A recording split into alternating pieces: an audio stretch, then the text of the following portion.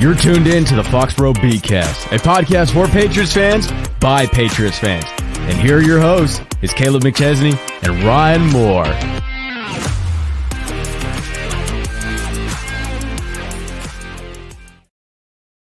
Hello, everybody. Welcome to the Foxboro BeatCast. I'm your host, Kaleb McChesney. Alongside me, as usual, my co-host, Ryan Moore. Ryan, how are you? I'm doing really well, man. Patriots won. I got to go out and watch Ohio State play live on Saturday. That was a lot of fun. I had a They fun win? weekend. They won. They beat Nebraska. Yeah, it was closer than it should have been, but it was fun. All in all, it's fun to say that football's fun right now for the Patriots. We haven't been able to have a lot of fun the past couple of weeks. But 25-22. Patriots beat Aaron Rodgers and the New York Jets. Very dramatic game for us. Drake Maye runs in for a touchdown. We're all excited. The next drive or two, he gets knocked out with that concussion. And we see Jacoby Brissett come in. We're like, oh, God, here we go. And to his credit, he played really, really well and led a game-winning drive.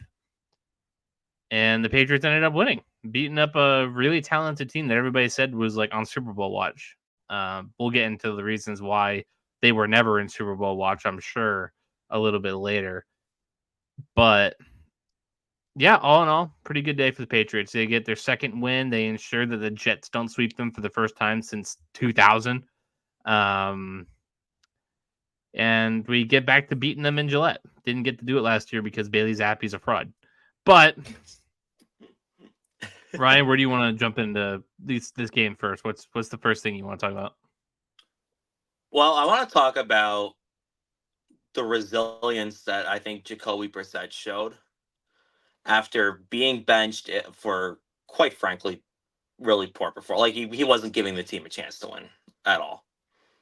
He came into this game, ice cold off the bench, and he kept the Patriots in the game and led them on a game-winning drive.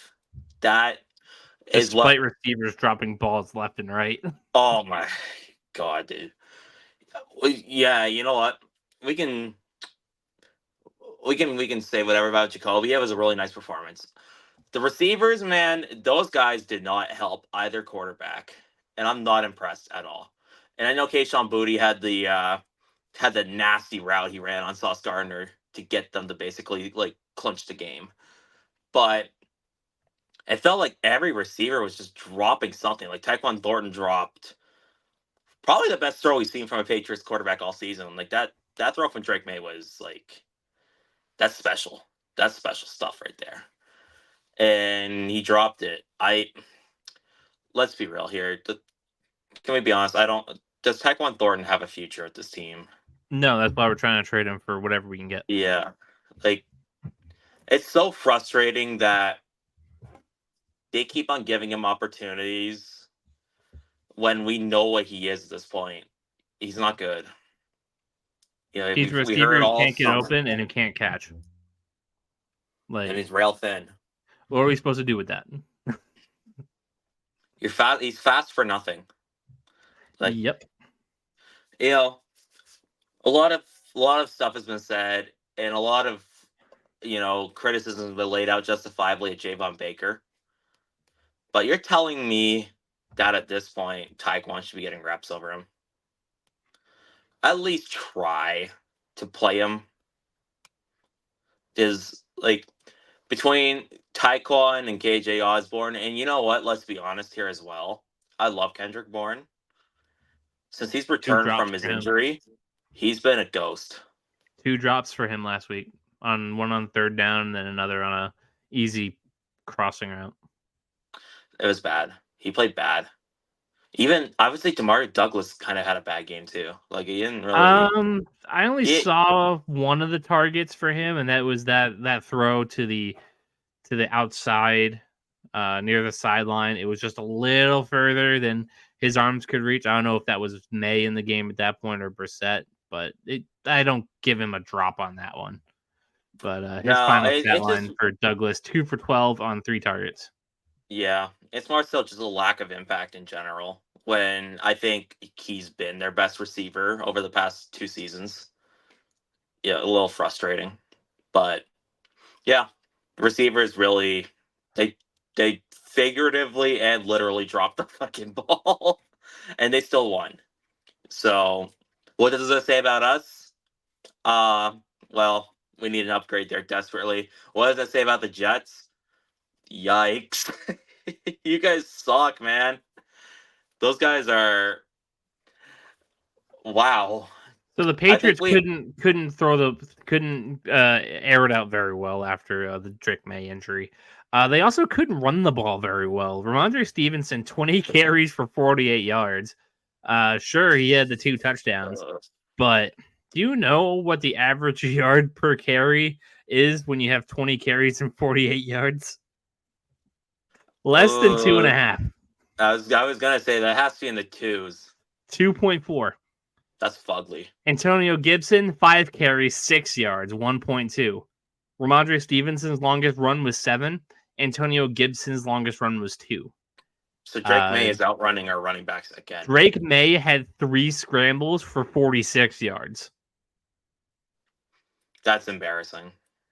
We talked about it in his first game against Houston. Drake Maye cannot be the leading rusher of this team. Yeah. Just can't have it. Unless you got a Lamar Jackson, your quarterback should never be leading your team in rushing. No, it's bad. Yeah. So we couldn't really run the ball, couldn't really pass the ball, but we made the most of our opportunities and we scored 22 points. It looks like on my drive sheet here, it looks like I would say we scored 3 touchdowns. Yeah, we had 2 from Stevenson, 1 from Maye. I don't know if that was like benefit of field position or what have you. Brissett 15 to 24 for 132, 1 sack. I do kind of see what people were saying earlier in the season with Jacoby Brissett making the O-line look a little worse than they are. He takes a little while to get to the point, to get to the throw. He's a little clunky. I'll admit that I was wrong about Brissett being totally blameless as far as the line goes. But I will say this as well, though, about the O-line. I think it's time we actually start giving some legitimate credit to a few guys on the line. Really? Yeah. Who you toasting? Vidarian Lowe's the first one. And this was a player I think you and I were both really low on. Did you ever think you'd be giving kudos to Vidarian Lowe in Big 2024? No, but credit where credit's due. He's improved. Like whatever Scott Peters, our offensive line coach, is working with him on, something's changed. Like he's not a complete turnstile. He's not perfect. Like realistically, I think with Vidarian Lowe, he should probably be like your swing tackle, where if someone gets hurt, like hey, Vidarian can step in and he's going to like a Cam Fleming, like he's going to keep you afloat. But yeah, he hasn't been like unplayable. So credit where credit's due to him. The next credit I'd like to give is to Michael Jordan, who's been the left guard for basically the majority of the season. He's also been pretty good. Like, haven't heard his name a whole lot. He's been very consistent. Once again, he's not a perfect lineman. There's a reason why, like, the Patriots got him on the cheap as like a free agent or whatever. I'm going to throw somebody under the bus, though. Who? Mike Onwenu. He's not a great season for him. They need to find a set position for him, I think.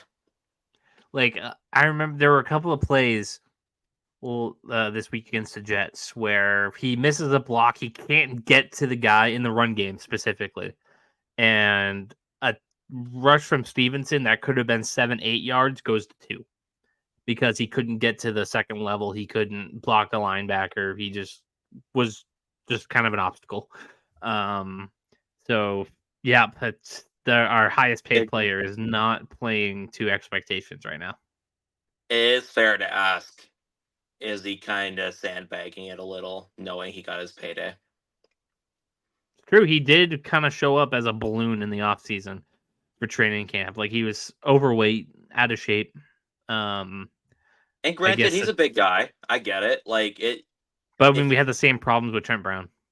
Yeah. Like when you are naturally a big dude, you got to be disciplined with your dieting and stuff. You can't really have any of those like off days or whatever, because let's be real here, those calories out on quick, and before you know it, you got an extra 15 on you. Not good. It's true. It's that easy. But the last player I want to give genuine credit to, and I think we might have found our David Andrews successor, Ben Brown. Ben Brown's been terrific. Absolutely. That I gotta give. Listen, we'll dunk on and criticize Wolf and the front office when they make poor decisions.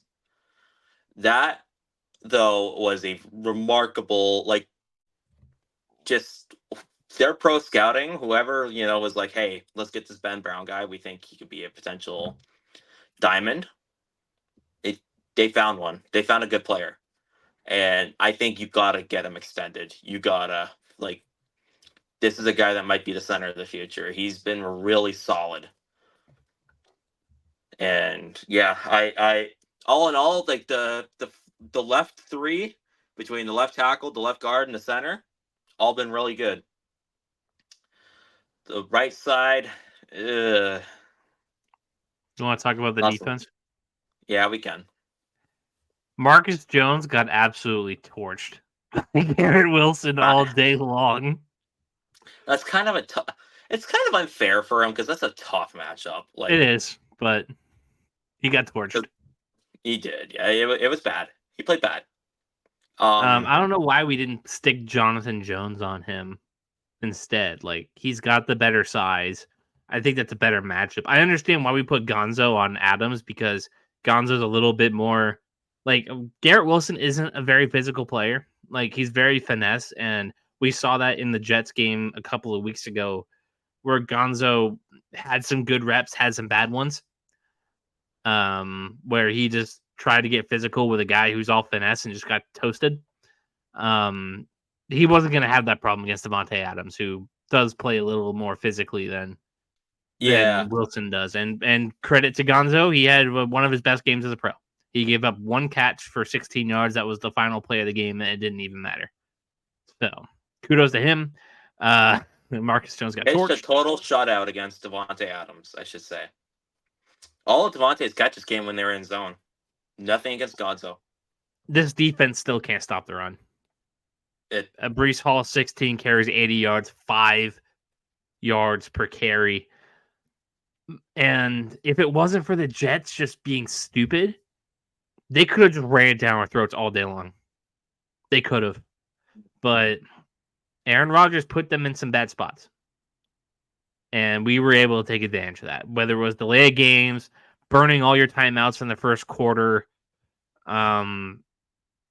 Rodgers with just some weird passing decisions, not taking the easy throws. Like, that touchdown he threw to Conklin was a much better catch than it was a throw.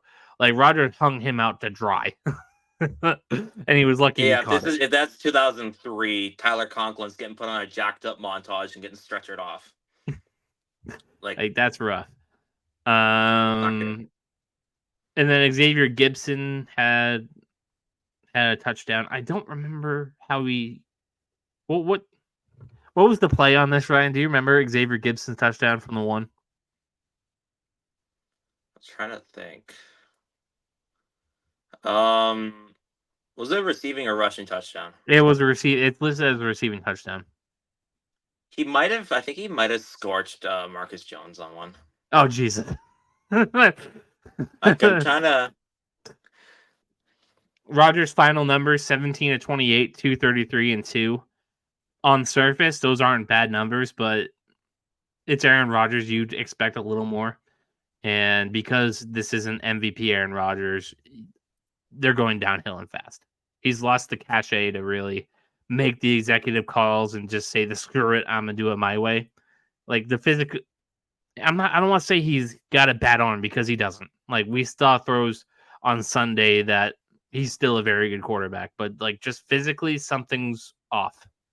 There's something wrong in the mechanics. There's something off with his play. And obviously there's the whole attitude problem.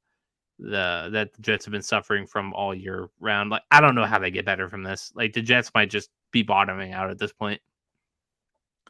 I think this is probably I think the Jets might really be like one of the biggest kind of disasters when you compare expectation to reality in recent NFL memory. Like people talk about when I think about like these super teams that failed or whatever, like these like quote unquote dream teams, you think of like the The 2011 2019 Eagles. Patriots.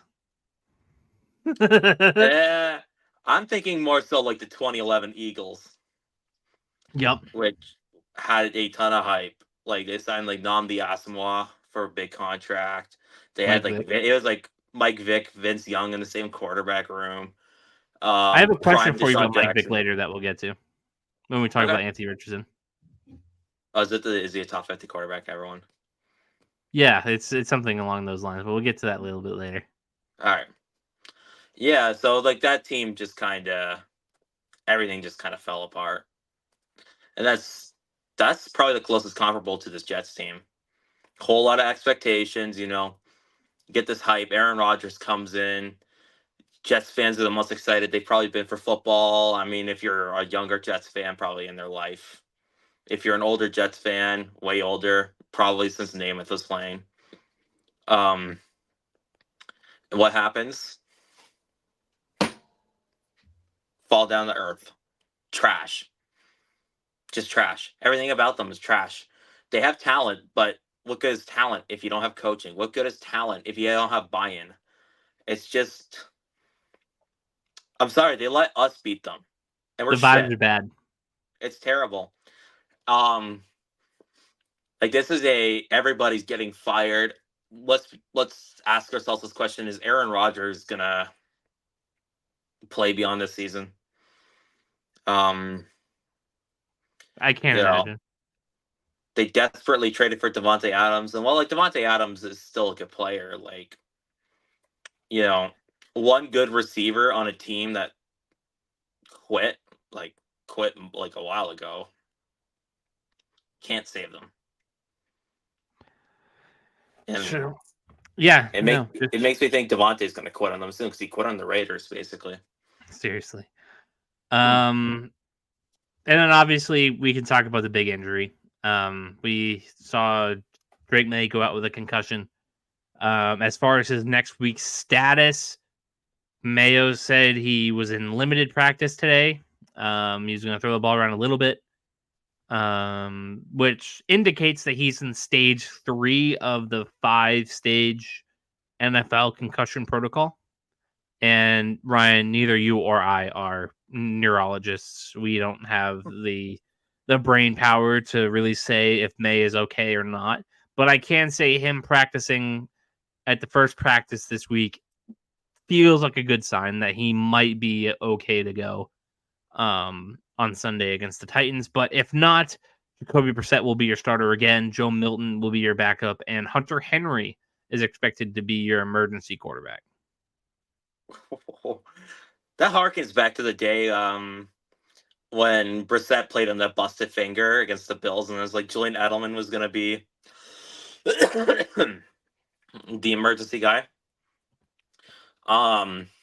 Yeah. Sorry, folks. I had to get some caffeine. I'm like barely hanging on over here. It's all good, man. Hey, listen, I think I'm getting sick, by the way. So if you hear me start coughing and shit, Have you tried this yet? Winter Edition Red Bull? No, I'm more of a Celsius guy. You should try this. Dude, Red Bulls are fucking expensive, man. Like they are. But I would definitely try this. All right, if I see it at the gas station, I'll try it or whatever. Anyway, not to just not to drive us away from the point.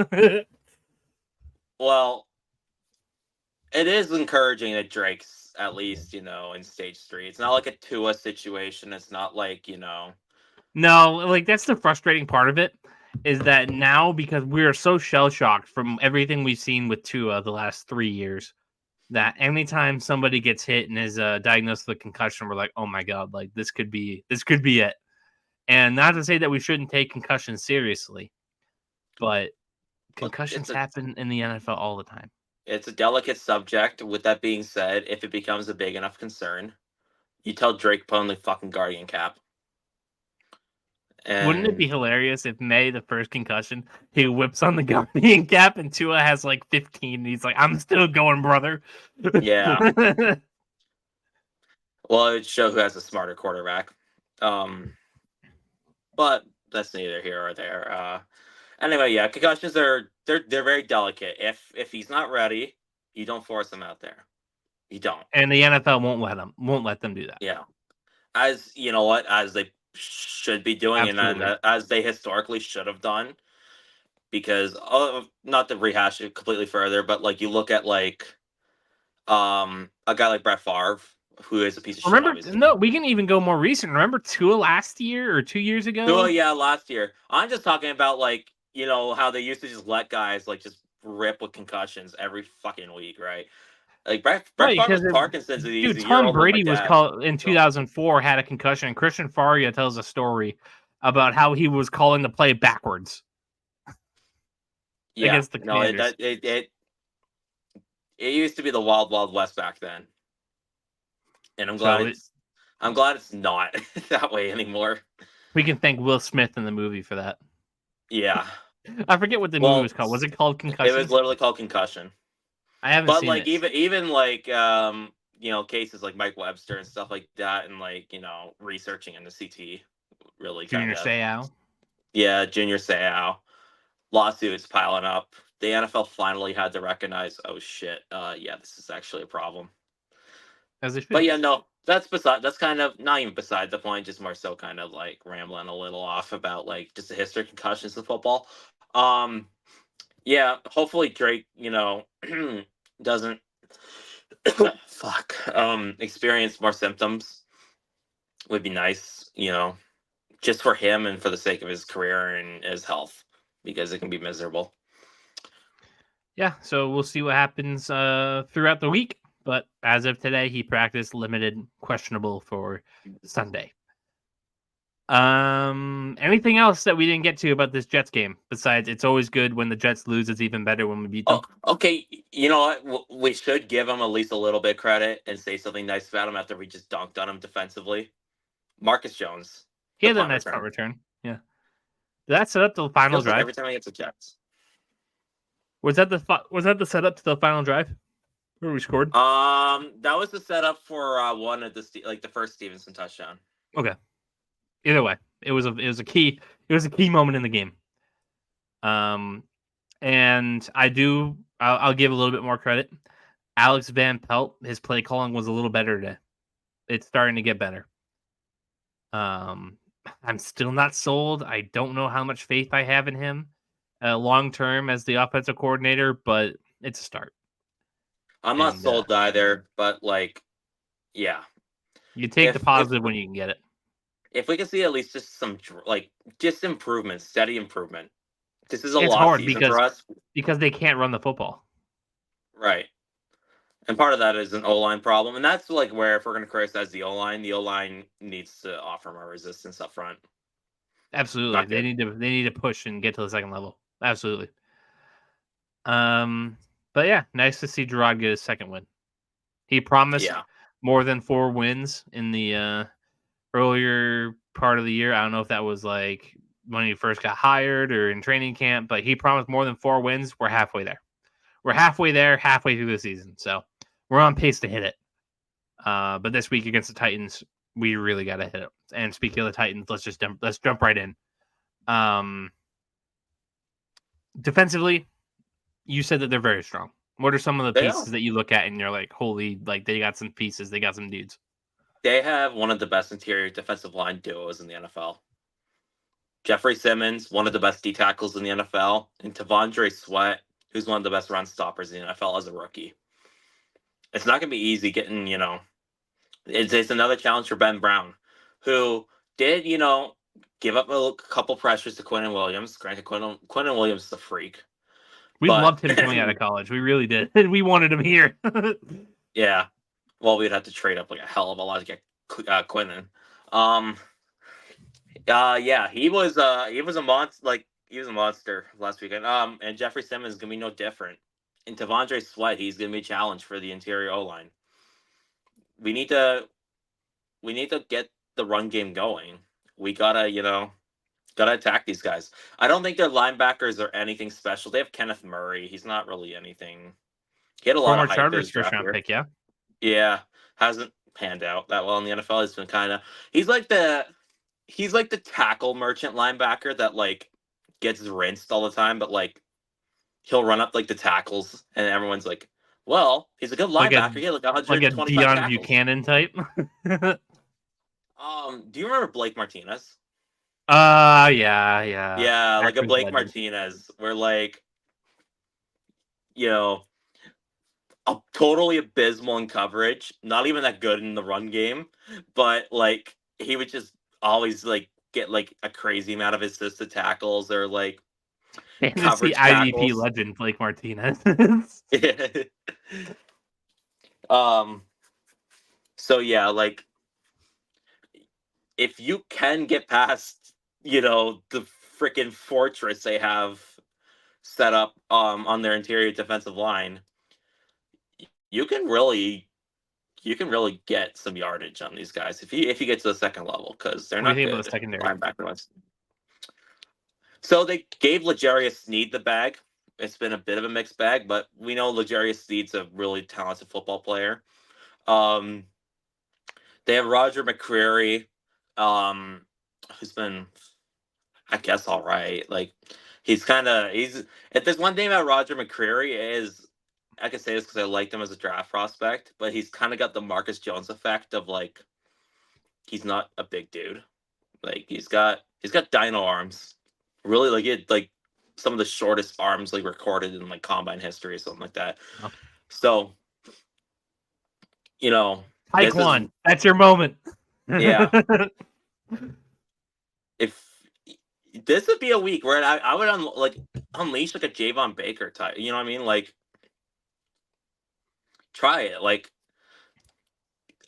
if Drake's playing, throw up some of those 50-50s and against Roger McCreary and see, like, that's a guy you could target. As far as the safeties go, I do really like Quandre Diggs. I've always liked Quandre Diggs. He's always been just underrated wherever he's been. I'm trying to think, who's their other safety? I'm trying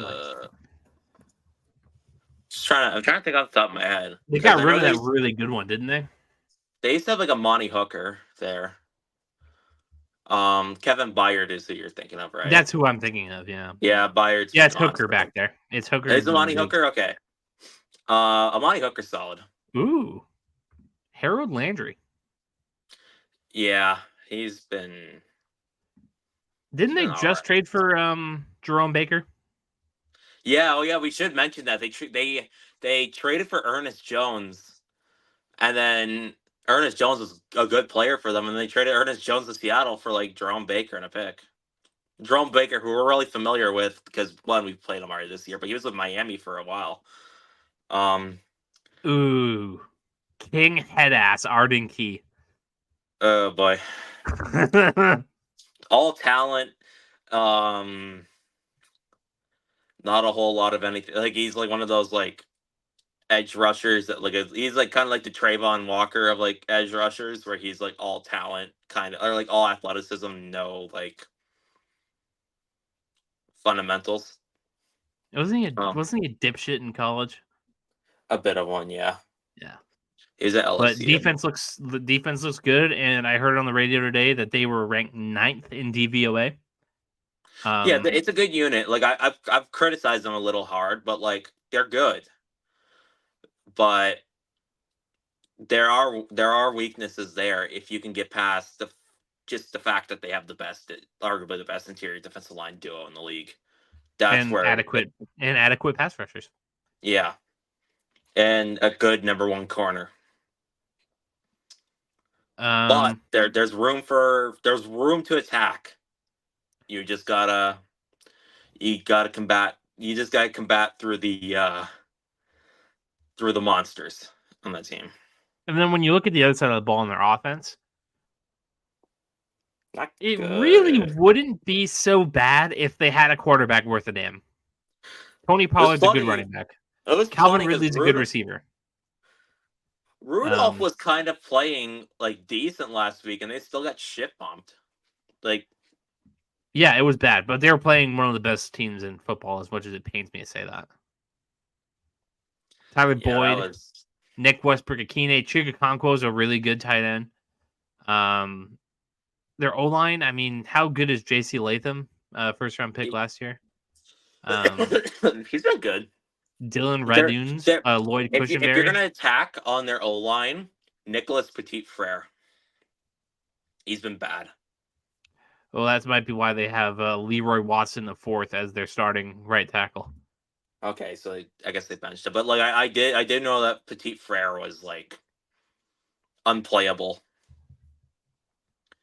Isn't he a doctor? I think you're thinking of the dude that used to be on the Chiefs, Oh, I am. He's a Laurent white dude. Duvernay Tardif. No, No, I know Nick Petit Frere because he played at Ohio State like a couple years ago. So and obviously they had Treylon Burks, but he's on injured reserve. Tyler Boyd, big addition there. well, It's Calvin, an okay though, receiver room. Calvin Ridley had his first true big game as a Titan last week. Finally, right. But how much of that was because like the quarterbacks aren't worth a damn? And I keep saying the quarterbacks, here's what you're dealing with. Will Levis, who's questionable and was like the biggest meme in NFL for like the first 6 weeks. And then Trash. Mason Rudolph, who's been like all a capable for backup. Mason Rudolph standards. For Mason Rudolph standards, he hasn't been like the worst. He's a capable quarterback. Like he's a backup. Yeah. But come on. They're looking at drafting a quarterback in the next couple of years. If they lose this game and they get complete control of the first overall pick, I mean, Shedeur Sanders might be headed to Nashville. If That Dion or will yours or something like that, like or Cam Moore. Right. Yeah. But what do you make of this offense? I'm not worried about their passing game, and even if like they come to the door passing the ball, I have confidence we'll be able to stop it. I don't know if we can stop Tony Pollard. No, Pollard and Tyjae Spears is gonna be annoying. That's where you're gonna see some issues.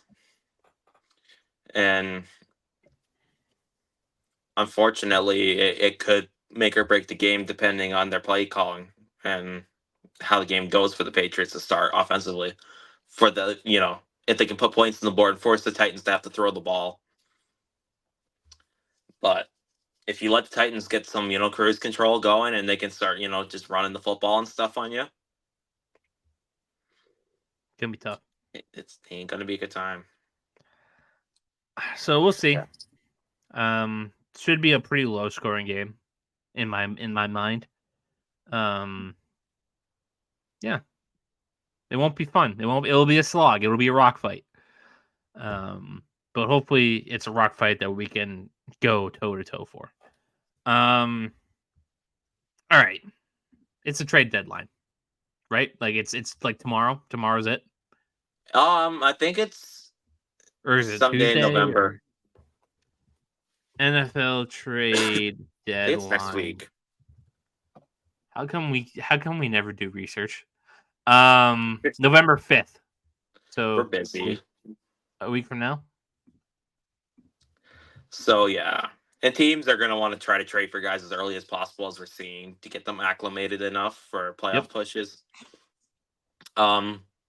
Yeah, I wrote down some names that I think could be damn. The trade deadline is on election day.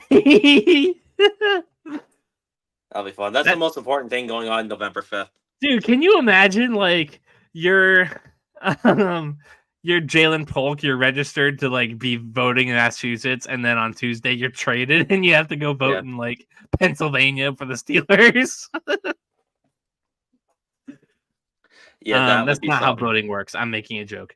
Yeah. But let's talk about these trades. Patriots have only made one trade so far.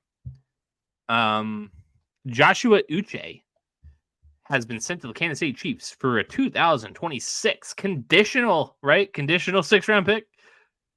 No, I think it's just a straight up 6th. Oh, okay. Whoa, we really came away robbing the bank on that one. Instant reactions, Ryan. It was appropriate value for Joshua Uche. Kind of did nothing this year. He's on an expiring deal. There's upside with him, but it hasn't been displayed at all this season. And people are getting upset, like talking about, like, oh, why only for a 6? You selling him for crumbs? Why are you giving him to Kansas City? What did you think his trade market was? You're an expiring contract. You haven't done anything in 2 years. Yeah. Like, dude, Amari Cooper got traded for what? Like a third? Like a conditional third? Deontay Johnson went for a pick swap in the late round.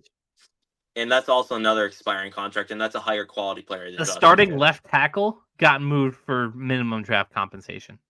Trading in the, I think people estimate what it takes to acquire players in NFL trades.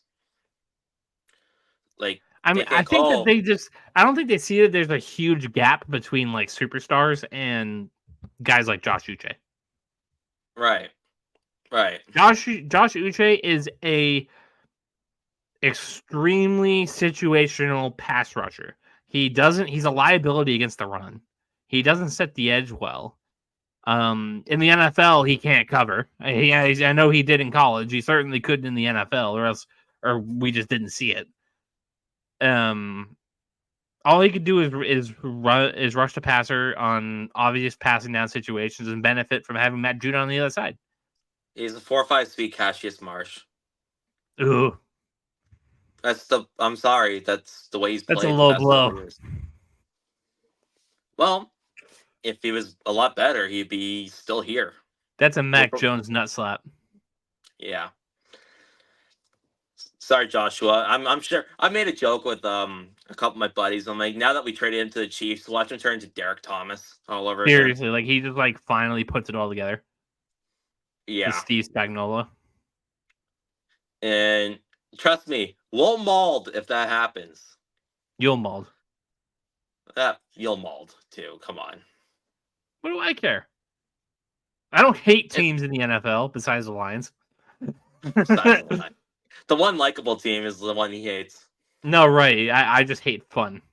Yeah. I hate unsanctioned Kaleb fun. Like if it's against my rules, it's not fun. It's horrible. We were going over it before the fucking show today. It's a travesty. Yeah. I wouldn't mauled. No, I'd be a little upset. Like, oh, look at that now. But mauled, I don't know. That's a little strong. I haven't mauled in the sense that, like, not even the Kansas City, like he thrives in Kansas City. I'd mauled in the sense of like if he just puts it all together, it's just like, what the fuck was going on in New England that we couldn't have this? Because I was really high on Uche as a draft prospect. He wanted to be here. He took less to be here. Yeah. And when we drafted him, I thought he was going to be like a Kaleb and Ryan with 4.5 speed. Dude, like Ravens fans were pissed we traded right in front of them to take him. Yeah, he was a really good prospect, and yeah, if he becomes a special, like a great talent elsewhere, I'll be a little I will mauled in that sense because it would be upsetting to see a development failure and a player thrive. In the same way that you see like Lions fans, be really upset that like Kaleb and Ryan became something in New England. But you were for getting you on record. You were for trading him instead of just letting him rot on this roster. Yeah, no. I'm for trading him because it makes the most sense logically. And we got appropriate value for what we were doing. Right. Okay. But you can also hate the circumstances that led to the trade. And you can also hate the fact that, like, if he thrives elsewhere, it looks terrible on the Patriots. And, it makes you wonder, why couldn't have we had this? You know what I mean? Like, but I understand that you have some mock trades for the people today. So let's just get right to it. I'm going to go down this list here. And you give me the idea, the compensation it would take to go one way for the other, why this deal makes sense, and we'll just go from there. Sound good? Yep. The first one I have listed is wide receiver Kendrick Bourne to the San Francisco 49ers. What's your idea there? Well, when you lose Brandon Ayuk to a season-ending torn ACL, and you were all like rumored that when we were going to make the Brandon Ayuk swap, Kendrick Bourne would have, because the Patriots, we know the story. They were all in on trying to get Ayuk from the 49ers. Kendrick Bourne would have been going back as well. And Shanahan loves Bourne. They have an opening there. He plays sort of the similar role that, Brandon Ayuk plays. It would make a lot of sense. There's familiarity with the system there. He wouldn't be the most pricey, probably be like a 5th-round pick at most. He's expiring, right? He's a free agent at the end of the year. No, we re-upped him. Did we re-up him? Yeah, I knew. I didn't Do you know want if the it was contract details? Yeah, we could see him. Stand by. But yeah, essentially you get a player you're familiar with that you like that can be a quality receiver for cheap. He's locked up till 2027 with a potential out after this year. Yeah, so if he just doesn't have it anymore with the 49ers, he makes like $1.3 million a year. Yeah, that's a cuttable contract. Yeah, that's why I think he could go to San Francisco. But why would the Patriots do it? Because you have such a big logjam at receiver, and let's be honest here, Bourne hasn't looked good since coming back. And he's 29. Does he fit the window at this point? No. We're kind of at a point where we need guys, which is why when you look at like one of the moves that suggested if we're going to do a big move, you got to get a guy that's both really good and fits your window. And right now, Bourne is not playing good, nor does he fit your window. So the Patriots can't stop the run on defense, but you wrote Devon Godchaux to Dallas. What's that compensation look like, and why would either team do this? So why the Patriots would do it is that I think, honestly, I've heard like that Godchaux is one of those players that like a lot of teams covet around the league and might be willing to give something like a 4th-round pickup. The Dallas Cowboys, so they drafted Mazi Smith, or is it Mazi Smith in the 1st round last year out of Michigan. Guess where he ranks amongst all defensive tackles? Dead last? Dead fucking last. He's been abysmal. The Cowboys need somebody in that interior, like in the interior, because right now they are. They have a defensive tackle that's literally unplayable, and Godchaux is at least like. Listen, the Cowboys aren't necessarily the most rational team. They would probably love to add a player, even like knowing that their window is just cooked. Be like, well, he's like what, like 28, 29, he's still good. Well, let's just add him. Whatever, New England want like a 4th or 5th-round pick? Yeah, sure, let's go. And then why would the Patriots want to do that? I also don't think Godchaux fits our window, and I know we extended him, but I was okay with just kind of letting him go, and I know the run defense sucks, but he's not really a solution to the problem,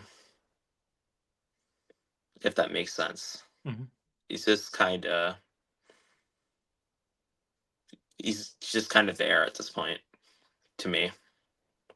So you're for gutting whatever you can to get whatever you can. I'm for gutting just some dead weight, not even dead weight, but like trying to unclog the team a little of some older players that just or like kind of in purgatory with the Patriots in terms of their like role and window. All right. Up next, Baron Browning, linebacker for Denver. Okay. Why you So like this is a him? player. What's he good at? And what would it take to get him? He's apparently Denver's looking to move off him for like relatively cheap. He's in a contract year, but he's still young. He's really talented. And I think he could be what you wanted out of Josh Uche. He fell out of favor in Denver. Change of scenery makes sense. He has a similar sort of profile to Uche, although I think he's a little bit better than Uche. And And I just what look at it, in what part of the game? pass rush and a little bit better as a run defender and stuff like that. Like you can, I don't think we'd stash him like we did Uche. And you could probably get him for like a late day 3 pick at this point. And I like the player. I think you should make some dart throws on some players that fell out of favor that are still young. I believe he's only 25, 26 years old. So you can get him extended, get like trade for him for dirt cheap, get him extended at like a reasonable contract value. You got like 100 and whatever $1 million in cap space. Go Use spend some it. of it. And add a quality player. A player that I think could be a quality player, I should say. It's the same logic the Chiefs use with Uche. Just we're doing it ourselves. Jonathan Jones, cornerback to Green Bay. Yeah, So that's a bold one. Our secondary is a little thin at corner. but that's another thing. Are we going to re-sign Jonathan? I almost said Jonathan Uche. God damn it! I Is hope he this is on the a last contract show. here? Fucking Christ. Jonathan Jones. There we go. I almost said Josh Jones. I almost said Jonathan Uche. Jonathan Uche. Yeah. Oh yeah, he is a free agent at the end of the year. Yeah, he's in a contract year. He's 31.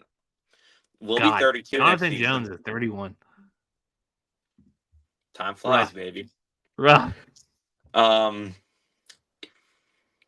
just think I would like to see younger corners. I believe Alex Austin's returning this week. He's a player I'd like to see a more extensive look at. We saw an extensive look at him last year. At the end of the year, he looked promising. Got hurt, unfortunately, but he's coming back. It makes sense. As for Green Bay, they're kind of going all in. Why not add a quality veteran to your secondary? You already have Jair Alexander. But outside Jair Alexander, the cornerback room has been eh.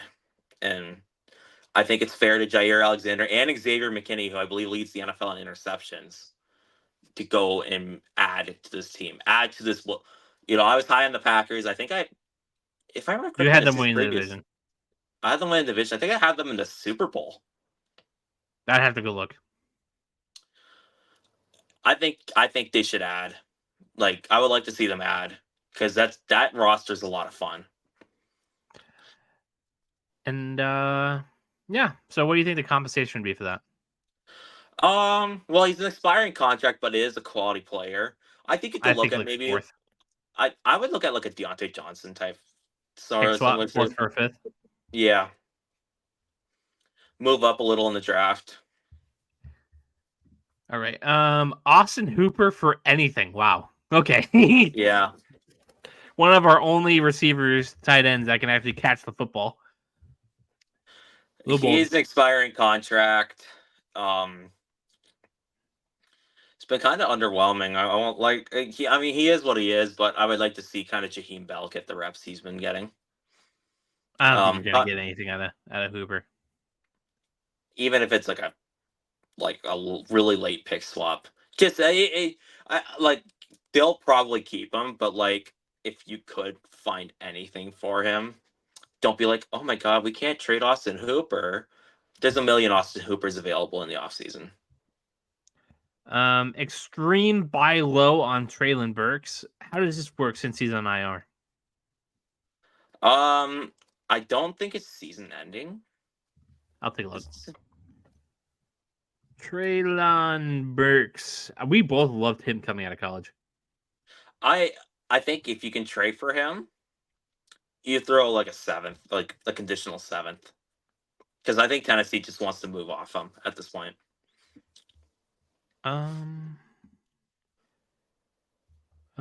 This was written October 19th. Traylon Burks, non-contact knee injury on Wednesday, and they threw him on IR. Oh, okay. He's only expected to miss 4 weeks from October 19th. We are at October 30th, so we're at like week 2, going into week 2. So then I think you can. I believe you're allowed to acquire like. We'd get him back just before just before our bar week. So yeah, I would like I said, let's add some players that have some upside, even if they're not good right now, or they've been struggling, or they fell out of favor with the team. Let's throw a couple bones. I'd be interested. Yeah.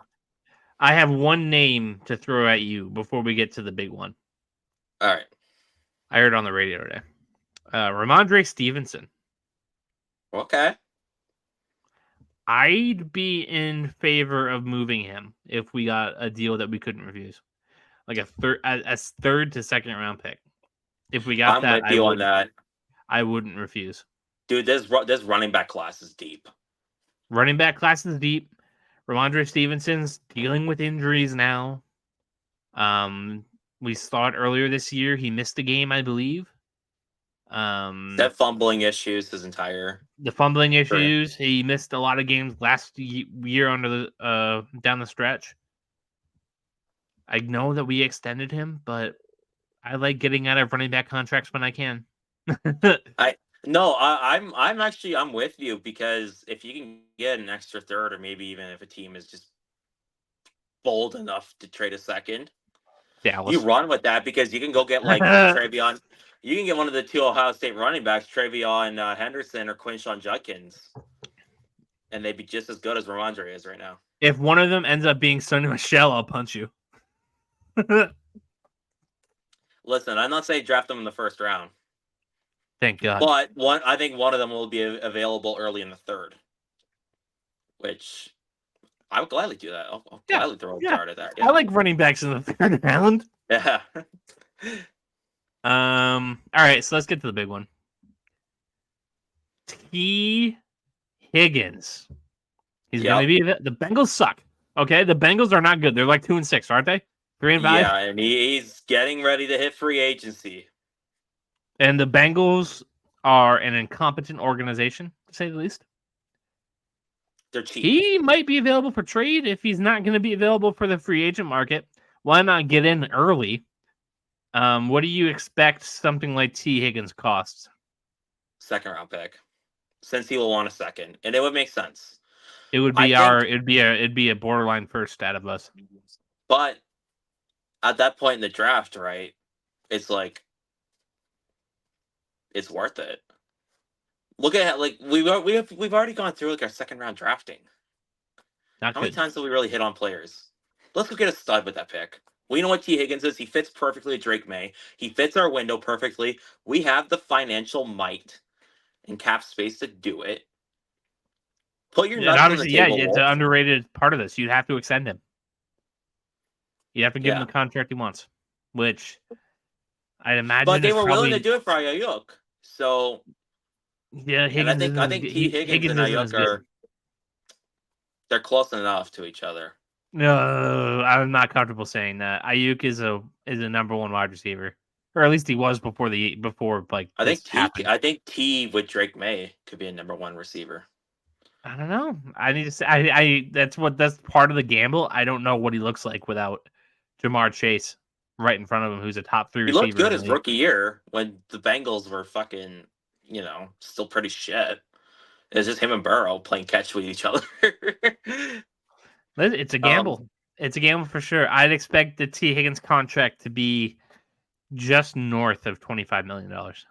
I'd say probably around 26, 27. Really? But we saw, and you know what? I did lambast the Bears for it, and admittedly I was wrong for it. We saw last year with Montez Sweat, a team getting out early, even though they were shit. And just being worked out for them, yeah. Yeah, we have the money. Let's Let's trade for a player we view as an elite talent. Get ahead of it early, pay him the bag, and then boom, we have in Chicago's case, we had our edge rusher. In Washington's case, they got off a guy that they were going to probably let walk or couldn't afford to keep around. And Cincy's case, they're going to get rid of a high pick for a guy that they likely going to have to let walk. And in New England's case, they get a player that can be a receiver one that they, let's be real, haven't had a whole lot of success with in the past. That's a deal I would do. Like I would put my nuts on the line if I'm Wolf and call up Cincinnati and get that player in there. All right, so those are all the trades there, for sure. Listen, if we got T. Higgins, that'd be certainly the splash of the trade deadline. At least I think. Yeah, I don't think it's bigger than that. I think he's going to be, if he's going to move, he's going to be the best player that gets moved. I agree with that. It's been a pretty interesting receiver deadline. No, for sure. I mean, the Ravens just got a really good one. Let's get right into that. Actually, let's go around our NFL stories. Deontay Johnson to the Ravens for a pick swap. I believe it was like a swap of a 4th and a 5th. Yeah. Or maybe a 5th and a 6th. I can't remember. What do you make of that? Like the Ravens, all of a sudden, their wide receiver room is really, really good with Deontay Johnson, Zay Flowers, BC legend, and Rashad Bateman, who I really like. I think a lot of people kind of were just forgot that Deontay Johnson in Carolina existed a little, and they thought to themselves, well, he kind of was poor and an underachiever in Pittsburgh, which is true. But in Carolina, he was actually really, really good, sneakily great, actually. And it's not his fault that people aren't watching Panthers games. Who not that who we has blame been? you people for not watching Panthers games either. We already deal with one miserable football team to watch. Yeah, they suck. They're worse than us. Not good. It's a great ad for Baltimore, and even if he kind of reverts back to his Pittsburgh days, which that would be bad. You didn't give a whole lot to get him. Nope. You basically moved down 10 spots, 15 spots in the draft. It's just another solid option for Lamar in the pass game with Isaiah Likely, Mark Andrews, and then Bateman and Flowers. Yeah. And then you have Derrick Henry in the backfield, who's having a bit of a career renaissance. There is a conversation to be had, probably around the end of the season, depending on how he finishes this, about Derrick Henry's all-time status. He's certainly a top 5 running back of all time. Yeah. And then, that's definitely a conversation that we'll want to, really bury our heads into the stat books and really try to hash out. To me, when I think of the greatest running backs of all time, it's Barry Sanders, Adrian Peterson, Emmitt Smith, Walter Payton, LaDainian Tomlinson, LT, Henry's right there.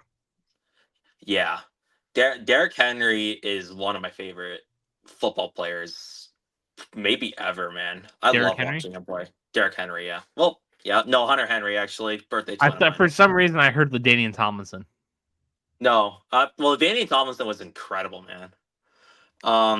No, he went to the Jets. I wonder where people rank Curtis Martin on the running back top 15 ever. Yeah. He was amazing. But yeah, no, Derrick Henry, one of my favorite football players ever, man. I love watching him play. Lamar has a lot of weapons, man. There's no excuses for the Ravens. There is. Their defense is really bad. Okay, yeah. Their defense is atrocious. Which is kind of shocking. No, really. A team that has been their identity has been thumping defense for the last 20 years. And now it's we're just going to crush you offensively. Good luck keeping up. We have one of the most dynamic quarterbacks ever, and we got one of the best running backs ever in the same back, basically as a combination in the running game. The Heisman backfield. Yeah. have fun with that. Like No, even Justice Hill, man. Like Justice Hill's also been really a quality player for them too. seriously, they rotate running back really well. Up next, Yeah. another wide receiver, Stephon Diggs tears his ACL. He's out for the year. Nico Collins obviously still dealing with the hamstring. He should be scheduled to come back in the next 2 weeks, 3 weeks. How much does this just kill Houston? There's gonna be some talented players that need to step up there. You and I both like Tank Dell a lot. Is he a receiver one? Nope. We're about to find out. My gut says no, but he's certainly a really good wide receiver too. Yeah. I really like Xavier Hutchinson. He's gonna have a huge role now. Yeah. Yeah. It's nut cutting time for him. John Mechie, another guy I really liked. Nut cutting time. It's time, guys. You're buried on the depth chart, but there's always been talent with you guys. It's time. If one of those two can step up, or maybe even both, Houston will be A-okay. But they open up against the Jets on Thursday night. Yeah, if they're duds, you might as well just until Nico Collins comes back, which is crucial because, the Texans need these wins. If you want to be a high seed in the AFC, you need these wins. I think they're going to be a playoff team regardless, but it could really vary. Got to keep up with Kansas City. Yeah, got to keep up with Buffalo. I will say Mixon is having also a bit of a career renaissance too. He went from looking like he was washed in Cincy to, Oklahoma vintage. He's probably running the best he's probably ever ran in the NFL. Let's go to this trade. Cam Robinson to the Vikings for pick compensation.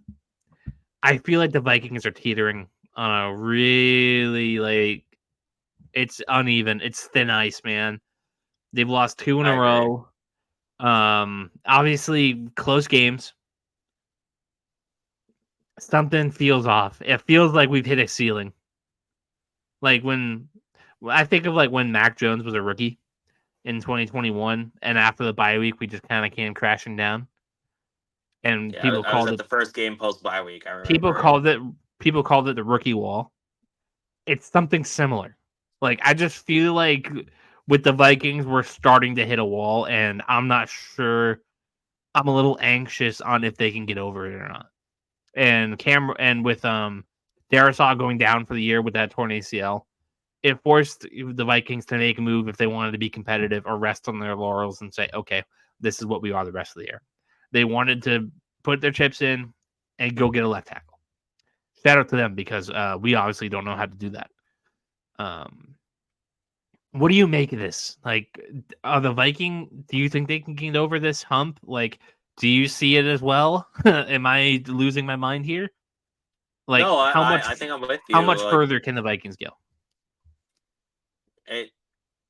It's gonna take some they're gonna need Addison to get his head out of his ass. That's the big one right there. But we're gonna need to see Sam Darnold. We've propped up Sam Darnold a whole lot. He's been good. But what's the difference between a potential good quarterback and a great quarterback? And that's what we're going to need to see from Darnold. We're also, I'm not the biggest Cam Robinson fan. He's been kind of as a left tackle. I will say this. When Darisaw came out of the game, that was just ugly for Minnesota. Their defense is definitely, they need to adjust there. That's probably the biggest red flag for me though with them. Do you think that they're still a contender? Until otherwise, I'm gonna say injuries decimated them to a point where no, they're not anymore. But if Flores can adjust and if Robinson can at least just be capable, and Darnold can, keep on at least a little bit of the same track, and Justin Jefferson does, Justin Jefferson's the safest receiver in the league. We know he's gonna be elite every single week. If Addison can get going, Aaron Jones has been quality all year. They're getting Hawkinson back. There is still room for optimism with the team, but there's been some crushing blows and some cause for concern throughout this midseason mark that they're going to really need to adapt and adjust to. How about Russell Wilson in Pittsburgh? First game wasn't great. A lot of balls were going off of Jets defenders. In the second game against the Giants, he looked a lot better. He started to look like the kind of game managing Russell Wilson that we expected when he signed with Pittsburgh, and we all assumed he would get the starting job. So Steelers 6-2, leading the AFC North, I believe, right? Yeah. I don't know what Baltimore's record is. I should probably say that before. I'm going to be truthful here. I did not get to watch the game on Monday. I didn't either. I got to watch instead. My Blue Jackets put belt to ass on the Connor McDavid-less Oilers. Yeah, the Steelers are head of the division. They're on a 3-game win streak. Ravens are behind them at 5-3. Then it's the Bengals at 3-5, and the Browns at 2-6. Browns at 2-6. They got their second win with Jameis Winston against the Ravens. So very impressive win for them. But back to the Steelers. Yeah. Is Russell Wilson? Was he been the better option than Justin Fields to this point? And does he elevate this offense at all? I think passing wise, he does. I think we had the same conversation like last week. Mm-hmm. He's going to elevate them in the passing game, which if that's what they value offensively, yeah, you keep going with Russ.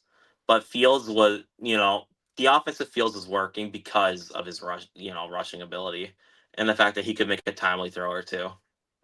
All in all, it's worked out for them, and credit where credit's due to Tomlin.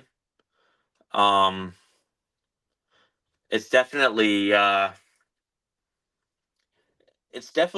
curious though as to what the ceiling will be there, and that's always been kind of Pittsburgh's concern. No, seriously, the Pittsburgh Steelers will win their division, but they'll have like the lowest seed of division winners, and they'll get the toughest wild card, and they'll lose at home. Yeah. Well, we were talking about this like last night, right? Like they're kind of in football purgatory a little with how they've operated, where they're always good, but they're never good enough. And they don't make the aggressive move to take them over the top. No. And it's an organizational philosophy thing. And I still think they kind of need a little bit of a not even like a major reset, but like a mini reset. This needs to pass.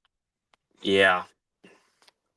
But we'll see what happens with the Steelers. They're going to be a team that is good all year, and then we'll look at the standings. We're like, oh my god, like, could they have the first round bye? Like, yeah, we'll see. Yeah. But we saw with 2020 as well, right? Yeah. This team isn't as fake good as 2020 was. 2020, they benefited from COVID. They played a lot of guys who were down with illness, and this one, it's just odd. It's more odd than fluky. So we'll see. And this last one, we'll have some things to say. Anthony Richardson in the game against who they play? It was Houston. They lost to Houston. Anthony Richardson has a little bit of a rush. I think it was like for 6 yards. And he hops back up, taps his helmet. That's the universal signal for, I need to get out of the game. He needed a rest or something. Flacco comes in for one play, and he goes back out. Post-game, Anthony Richardson says, yeah, I was just tired. Days afterwards, it was announced that Joe Flacco would be the starting quarterback for Shane Steichen's Indianapolis Colts for the foreseeable future. Anthony Richardson is going to the bench. He leaves his true rookie campaign. I say that because he didn't play much last year. I think that's fair to say. That this was kind of his true first year. He ends the season with a completion percentage of 44%, 958 yards, 4 touchdowns, 7 picks. Jamarcus Russell and Johnny Manziel had better completion percentages than this bozo. I'm out on Anthony Richardson. I think he's toast. I think he's bad. I think he's mentally a head case. And he's soft. Like we thought Mac Jones was off. Mac Jones never tapped out of a game. Anthony Richardson. Mac found other ways to be a head case. No, seriously. Not to give Mac Jones any credit, but you never saw Mac Jones leave in the middle of the game. Yeah. No, it abysmal for me. This is bad. Is he done? Is his career over? I'm going to say no, but there's going to be a lot of people are not going to look at him the same after that comment. I certainly won't. I won't either until he, matures or shapes up or anything, and I don't know if he will. It's bad. He gives a lot. It's a lot of Jamarcus Russell vibes. Yeah, you can't tap out of a fucking game, dude. You just can't. Quarterbacks don't take plays off. And if you're that tired, guess what? You have you have a running back like Jonathan Taylor in the backfield. He's good. Timeouts. Yeah. Call one. Like, what the fuck are you doing? Why would you admit that? And the second most egregious thing he said, when they were talking about his completion percentage of 44.4%, by the way. Is 44.4% good, Ryan? He cited Mike Vick. He said Mike Vick had a low completion percentage when he was young, too. And he's one of the greatest quarterbacks of all time. I didn't look into Mike Vick's completion percentage his first year. I'll do that now. I should have. Oh, come on. Let me look up Mike Vick in PFR instead of having to type about Michael. Okay, in 2001. Okay, but he played 8 games. He wasn't a full-time starter. 44.2 in 8 games appeared, 2 games started. And then when he was 4th place in MVP voting in 2002, it was 54.9, which is a little better. 16 touchdowns, 8 picks in 15 games. Number one, the comparison to Mike Vick is just unwarranted. Anthony Richardson's not that good. And number two, calling Mike Vick one of the greatest quarterbacks of all time without the pretense of being greatest dual threat of all time, greatest rushing quarterback of all time, greatest play. Like, he had no other adjectives, no other words. He just said one of the greatest quarterbacks of all time. To me, Mike Vick might not be top 40, top 50 quarterback of all time. I think he's top 50, but not like one of the greatest. Like, what's the benchmark for one of the greatest? Like, for me, 10. 10, you can call yourself one of the greatest. I agree with that. I'll even hear 15. But Mike Vick's not sniffing top 15 quarterbacks of all time. Not sniffing. I don't even know if Mike Vick was top 10 of the 2000s. And on the list, Tom Brady, Peyton Manning, Drew Brees, Aaron Rodgers, Brett Favre. It gets a little Eli Manning, Ben Roethlisberger, Phil Rivers, Carson Palmer. I'll even throw him in there. Cam Newton. We're at 10. Well, Cam Newton got drafted 2011, but yeah. 2010s? You said 2010. Yeah. You said 2010s. I said 2000s. Okay, 2000s to 2010s. He played in 2010s too. So we're at 10. Is he better than Alex Smith? I don't think so. Around there. I think Alex Smith had a better career. Donovan McNabb? I think he's comparable to Donovan McNabb. Yeah, he's around that. What was he thinking? Just this week, what was Anthony Richardson thinking? Just decided to sandbag his own career. And I want to make it known, Big Zoe called it on our show. And Bryce Young, credit where credit's due. He cooked. We looked at him like he had 3 heads, but he knew what he was talking about. Yeah. Well, granted, like we knew Richardson was raw, and we knew Bryce Young had, he's not a big dude and his best at, But like I want to be fair to some of these guys, but yeah, no, there's gonna be a lot less charitability when you're quitting games. Like that's just bad. It's bad. It's bad. It's bad. All right. Any other things you want to talk about league wide? Anything that's been hovering on your brain? The Browns winning in their first game under Jameis is actually pretty funny. A little bit. I'm not even a Jameis guy, and neither am I. It's just hilarious to me. Like Jameis sucks, but it's so crazy just how more amped that team is now that Deshaun Watson's not there anymore. Well, it kind of goes to show that, and granted, they're hypocrites because if you know Jameis Winston, you know the history behind him as well. A lot of the guys, they have daughters and wives, man. I don't think a lot of them are necessarily enthused to be in the same locker room as Deshaun Watson. No, so you can just feel the energy around that team. Just think, and they weren't they just coming off an AFC Championship in 2020, like an AFC Championship appearance, or was it divisional round? I can't remember. It was divisional. Okay, but they were good, and then Baker Mayfield deals with injuries the following year, and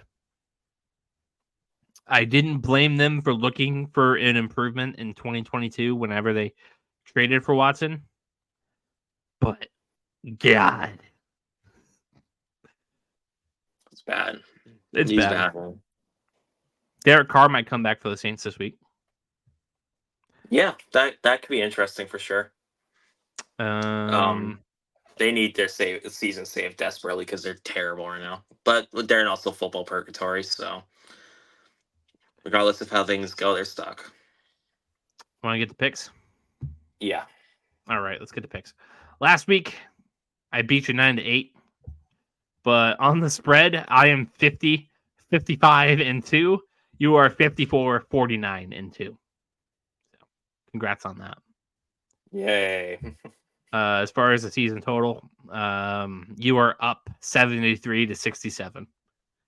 I'm telling you, man, I don't know football anymore. Like, I have no idea what's going on. I have watched, god damn it. Like, I used to be king of this picks thing. I can't do it anymore. Like, I just suck. Maybe it's been a weird year for football. I don't know, but it has been. But you're also like the Lightning McQueen on the track getting passed up. Seriously, yeah. Yeah, good run, kid. Yeah. It's because I'm not playing Madden anymore. Yeah. Let's just kick it off with Thursday Night Football.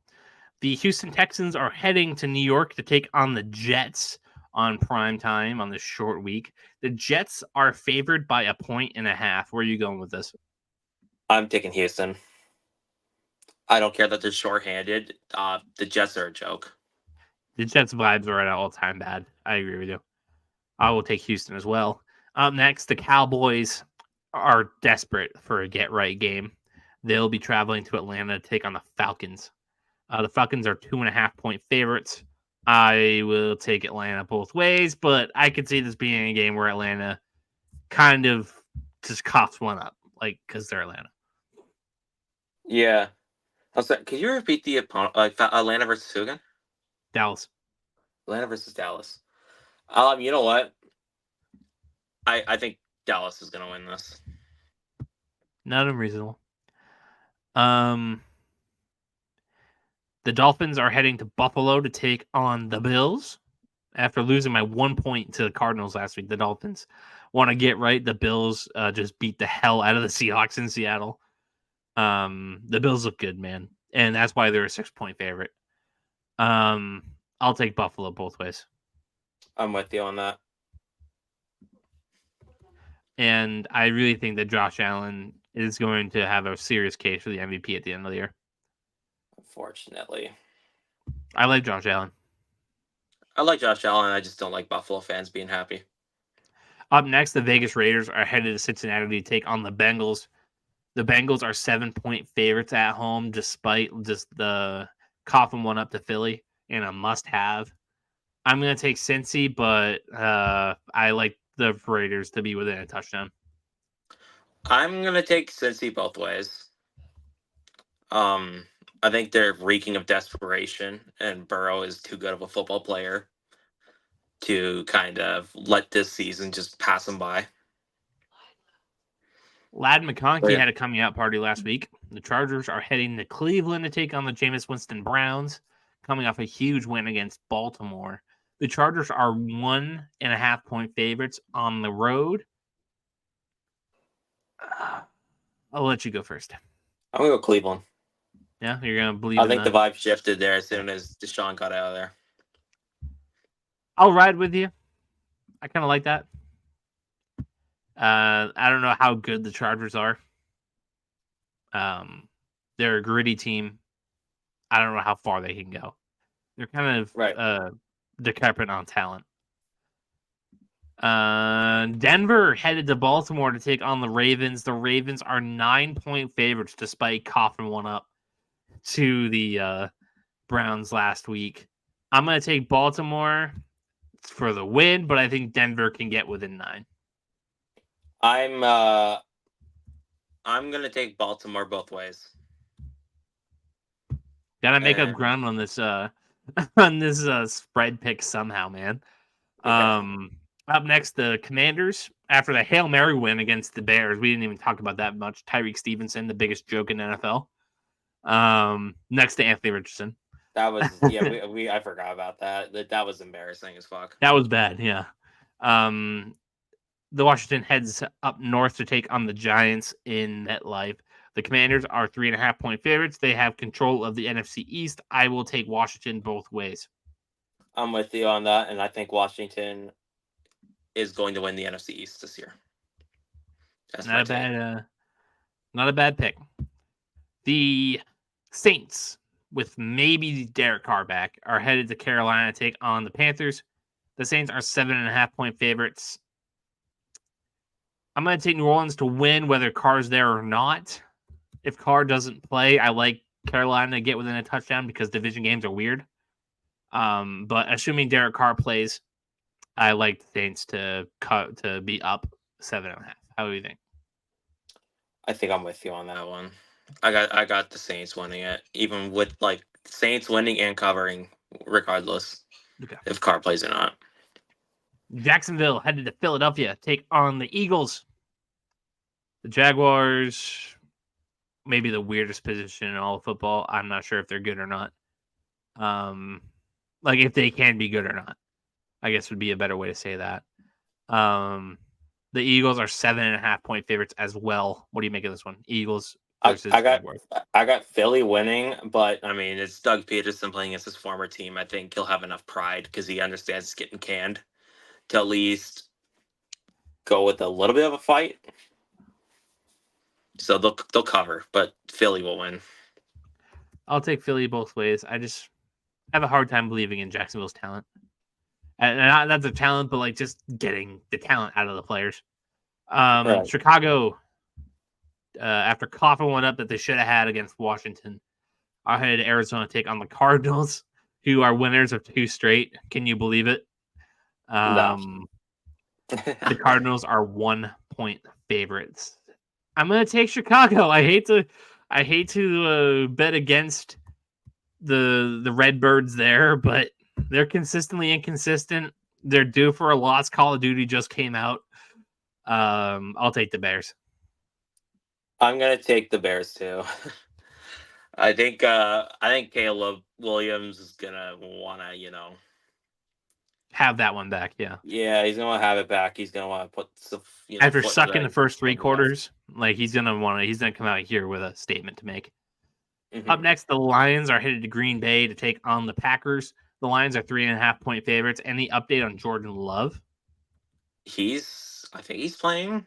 Apparently, Goff missed practice today with a rolled ankle, but he should be fine. He's going to practice tomorrow. Love didn't I got. practice today. He's day to day. If it's Malik Willis, give me Detroit all day long. If it's Jordan Love, I'm going to take the Packers. I'm with you. I'm with you both ways. All right.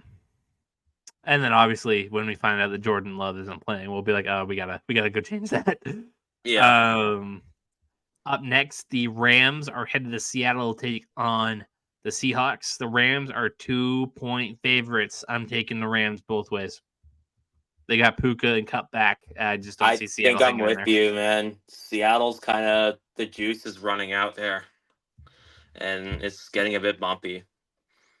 And the Rams got their guys back. This game was flexed to Sunday Night Football. Maybe a mistake. The Colts are headed to Minnesota to take on the Vikings. The Vikings are 5-point favorites. It's tough, man. The Joe Flacco Colts, there's something to them. What do you make of this game? I'm going with Joe Flacco and the Colts. It just feels like Flacco always he's inevitable, and like Flores is gonna try to still. If Flores adjusts and doesn't spam zero blitz every play, then I think it's gonna be a lot more challenging. But like Flacco's been there, done that. You can't zero him all the time. I'm gonna split the baby. I'm gonna take Minnesota to win, but Indy to cover. Okay. And then in the final Monday night game, make sure you give me a score. Tampa Bay is headed to Kansas City to take on the Chiefs. I have Kansas City winning as an 8-point favorite. God, I'll take them winning 31-24. That makes it a 55? Yes. Kansas City.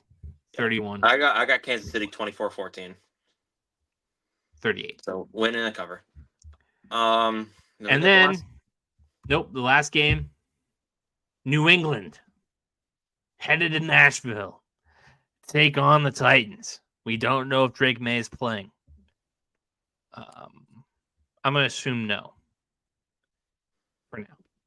But yeah, the Titans are 3.5-point favorites. Ryan, where are you going with this one, and give me a score? Okay. Just kind of like what we just said with the Lions and Packers. If Drake Maye is playing, since he's been out there on the field, one of the best quarterbacks in the league through a lot of metrics and stuff like that, all that shit, and the way he's played. If he's not playing, Tennessee is going to. I think they're going to win because they're gonna run it all game long. Our run defense can't stop shit, and they're not gonna have to pass the football a lot to win. And Brissett's not gonna offer a lot of offensive resistance as much as resilient of a performance as it was on Sunday. So give me a score and who's winning. I'm gonna say it's some ugly ass football. 17 Titans, Patriots 7. Wow. Yeah. I'm gonna take the Patriots.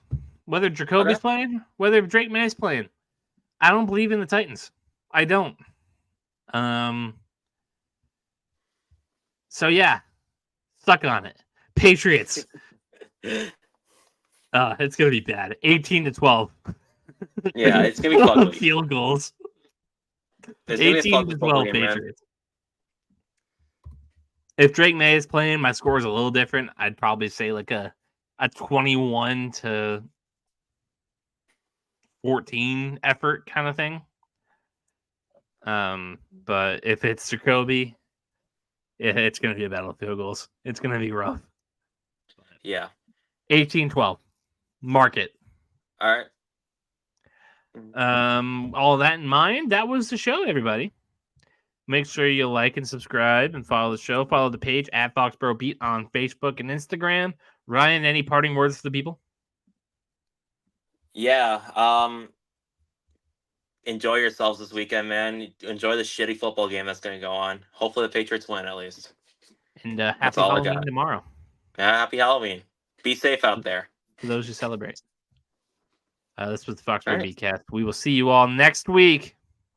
Thanks for tuning in to this edition of the Foxboro BeatCast. Make sure you like and subscribe and follow us on Facebook and Instagram.